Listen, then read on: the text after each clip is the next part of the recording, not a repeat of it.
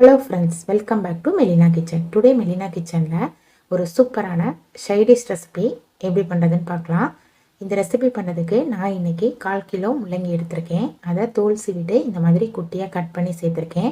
இதை நம்ம ஒரு பேனில் சேர்த்துக்கலாம். அது கூடவே 1 டேபிள் ஸ்பூன் அளவுக்கு கடலைப்பருப்பை 15 நிமிஷம் தண்ணியில் ஊற வச்சுருக்கேன். அதை நல்லா கழுவிட்டு அதையும் இது கூட சேர்த்துக்கலாம்.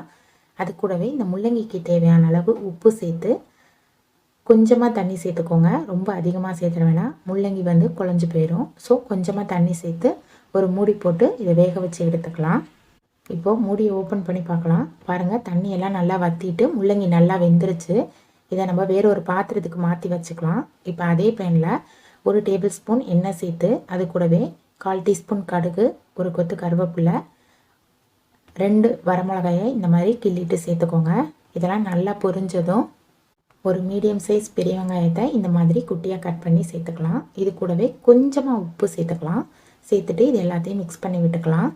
கடைசியாக 2 டேபிள் ஸ்பூன் அளவுக்கு துருவின தேங்காயை சேர்த்து கொஞ்சம் 1 நிமிஷம் நல்லா வதக்கிக்கலாம். இப்போ பாருங்கள், நல்லா வதங்கிருச்சு. இந்த ஸ்டேஜில் நம்ம ஆல்ரெடி வேக வச்சு எடுத்து வச்ச முள்ளங்கியையும் சேர்த்துக்கலாம். சேர்த்துட்டு நல்லா கலந்து விட்டுக்கலாம். இந்த முள்ளங்கி ஆல்ரெடி வெந்ததுனால 1 நிமிஷம் நம்ம இதை குக் பண்ணாவே போதும், ரொம்ப குக் பண்ண தேவையில்லை. பாருங்கள், 1 நிமிஷம் ஆயிடுச்சு. இப்போ முள்ளங்கி பொரியல் சூப்பராக ரெடி ஆயிடுச்சு. இது எல்லா சாதத்துக்கூடையும் வச்சு சாப்பிட்றதுக்கு ரொம்பவே சூப்பராக இருக்கும். நீங்களும் இந்த ரெசிபியை உங்கள் வீட்டில் ட்ரை பண்ணி பாருங்கள். ட்ரை பண்ணி பார்த்துட்டு உங்களோட கமெண்ட்ஸை ஷேர் பண்ணுங்கள். மறக்காமல் மெலினா கிச்சனை சப்ஸ்கிரைப் பண்ணிக்கோங்க.